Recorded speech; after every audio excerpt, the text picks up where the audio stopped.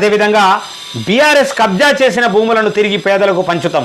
పక్కానా పక్కానా పక్కానా పక్కానా ఈ మాట పక్కానా? బీఆర్ఎస్ కబ్జా చేసిన భూములను తిరిగి పేదలకు పంచుతాం. పక్కానా? మాట తప్పితే ఏం చేయాలా? మాట తప్పితే ఏం చేయాలా చెప్పండి? మాట తప్పితే మిమ్మల్ని ఏం చేయాలో చెప్పండి?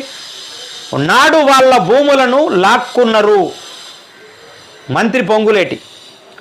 నాడు వాళ్ళ భూములను లాక్కున్నారు మంత్రి పొంగులేటి. ధరణి ఇబ్బందుల పరిష్కారానికి భూభారతి తెచ్చినాం.